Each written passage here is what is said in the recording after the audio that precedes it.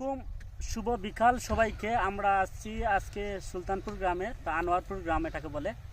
তো এই গ্রামে আমরা 1 বিঘা জমিতে আমরা তরমুজ চাষাবাদ করব।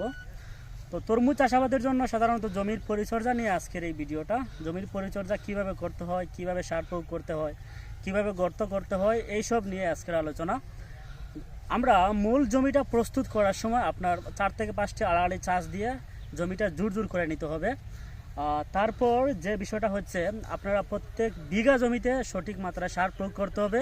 এই সারটা আপনারা জমি প্রস্তুত শেষ চাষের সময় টিএসপি সার হচ্ছে 30 কেজি, এমওপি হচ্ছে 25 কেজি, জিপসাম হচ্ছে আপনার 20 কেজি এবং ম্যাগনেসিয়াম সালফেট হচ্ছে 10 কেজি আপনারা জমিতে প্রয়োগ করে একটা শেষ চাষের সময় দিয়ে দিবেন। আমাদের এই জমিতে প্রয়োগ করা হয়েছে যেটা।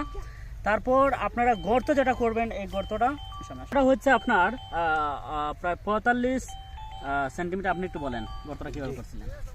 গর্তটা হয়েছে যে আপনার 35 চতুর্দিকে। আচ্ছা, আর গভীরতা? গভীরতা দিয়েছি আমার 9 ইঞ্চি। আচ্ছা, গভীরতা হচ্ছে 9 ইঞ্চি। এই হচ্ছে গর্তের মাপ। আর সার প্রয়োগ যেটা হচ্ছে, আমরা প্রতি মাদাতে আমরা এই যে সার দেখছেন, আমরা এটা সার মিক্সার করে ফেলছি অলরেডি, মিক্সার হয়ে গেছে। এই প্রতি মাদাতে আপনারা 2 থেকে 3 কেজি হারে অথবা যার গোবর নাই 1 কেজি হারে আপনারা গোবর প্রয়োগ করতে পারেন। এখানে দেওয়া হয়েছে 2 কেজি গোবর, আর টিএসপি হচ্ছে আপনার 25 গ্রাম, তারপর হচ্ছে জিপসাম হচ্ছে 25 গ্রাম, আর জিঙ্ক হচ্ছে আপনার 5 গ্রাম, আর ডিএপি জিঙ্কটা আমরা এখনো দেয় নাই, আমরা একটু পরে দিব, কারণ জিঙ্ক এবং ফসফেট ছাড়া একটু সমস্যা আছে। ডিএপি কতটুকু দিচ্ছেন?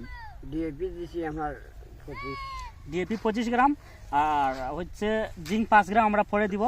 তারপর হচ্ছে কার্বোফুরান বা ফুরাডান গ্রুপের আমরা দিয়েছি 5 গ্রাম, জিঙ্ক সালফেট 5 গ্রাম দিব, দিয়ে আমরা এই মাদাটা প্রস্তুত করে ফেলেছি এবং প্রত্যেকটা জায়গায় কিন্তু আমাদের সার প্রয়োগ করা হয়েছে। তো এই ছিল আমাদের তরমুজ চাষাবাদের অগ্রিম যে বিষয়টা। পরবর্তী পরিচর্যা নিয়ে আমরা আসবো ইনশাল্লাহ। সবাই ভালো থাকবেন, সুস্থ থাকবেন। আল্লাহ হাফিজ।